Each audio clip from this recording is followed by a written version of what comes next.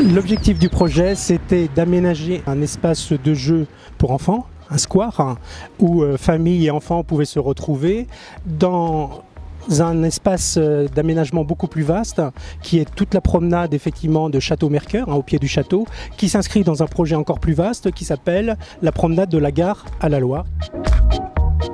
Le voyage à Nantes, c'est un parcours touristique dans la ville. On va voir des choses qui sont vraiment purement artistiques, qui vont s'adresser à un public qui s'y connaît mieux, on va dire. Et il va y avoir aussi des œuvres comme au Square Mercœur, qui vont être plus adressées aux enfants ou à des publics plus familiaux.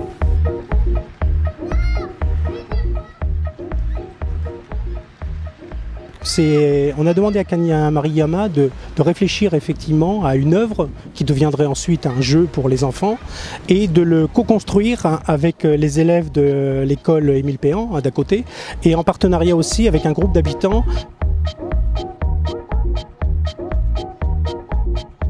C'est un artiste japonais qui a plus de 70 ans, qui a une énergie à revendre, qui a un infatigable, qui travaille toujours dans une ambiance de poésie, d'irréel, de rêve, oui, une ambiance onirique effectivement, donc c'est toujours un plaisir de travailler avec lui. Ouais. Le bois, qui est un matériau naturel, pour travailler effectivement un bestiaire irréel, paraissait effectivement à ces artistes et à ces fabricants la meilleure des solutions. Les aires de jeu classiques, il n'y a pas des choses comme ça, plus esthétiques, on va dire, en bois, avec de la nature et... Oui, qui est le dragon et tout ça, c'est joli, c'est rigolo. Moi, je retombe en enfance complètement. Ça me rappelle aussi d'autres choses qui sont liées à Nantes, l'univers de Jules Verne, enfin tout un univers fantastique et le côté très interactif de l'œuvre avec de la vapeur, ce genre de choses. Ça permet de s'imaginer dans des mondes marins. Je trouve que la tête ressemble à un dragon, mais le corps plutôt à un serpent. Retraduire le passé historique de la présence de l'eau ici.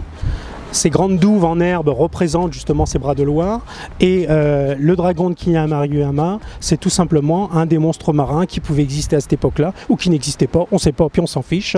Et l'intérêt, c'était effectivement, c'est un peu une sculpture, une bête marine qui ressort d'un ancien bras de Loire.